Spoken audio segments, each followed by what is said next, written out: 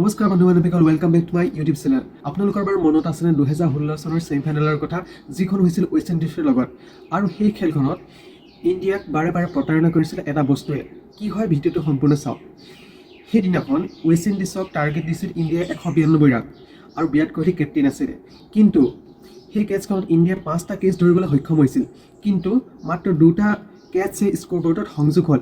এনে কিয় হ'ল, বাকী 3টা কেটছ কি হ'ল, তাৰ বিষয়ে আজি ভিডিঅ'টো উল্লেখ কৰিম আৰু ইয়াৰ কি প্ৰভাৱ পৰিব পাৰে আমাৰ এই ছেমিফাইনেলখনত তাৰ বিষয়ে জানিম। চ' আহক গাইজ ভিডিঅ'টো আৰম্ভ কৰোঁ। প্ৰথম ভুলটো আছিল অশ্বিনে লেণ্ডন চিমন্সক আউট কৰিছিল, কিন্তু কেচ ধৰিছিল সেইটো বলত আৰু আম্পায়াৰে চেক কৰাৰ পিছত ওলালে যে সেইটো এটা ন' বল।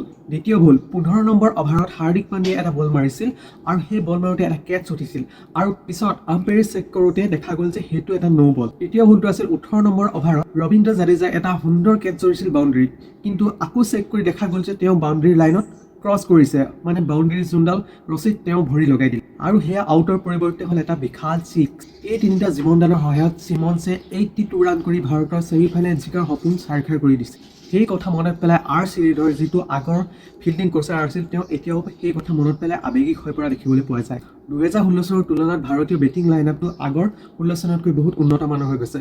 ভাৰতে এতিয়ালৈকে 69টা 6 মাৰিবলৈ সক্ষম হৈছে, কিন্তু সমস্যাটো হৈছে আন এক বিভাগত, ফিল্ডিং।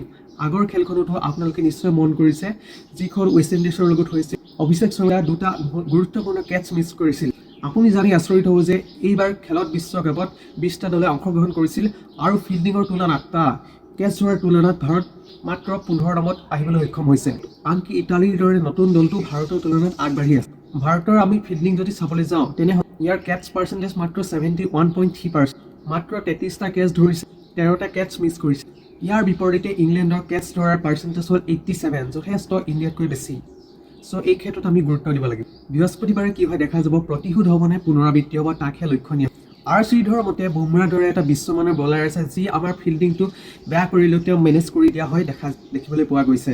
চ' বুমৰাৰ সহায়ত আমি ফিল্ডিঙক অলপ আওকাণ কৰি দিছোঁ, কিন্তু এতিয়া এখন ডাঙৰ খেল, তাত কোনো মিছ কৰিবলৈ আমি নহ'ব। এটা বল এটা কেটছ আমি ভালদৰে কৰিব লাগিব।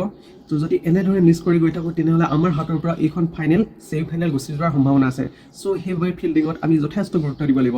কেটছ সৰু মেটছ আৰু এই কথাটো নিশ্চয় আপোনালোকে শুনিছে।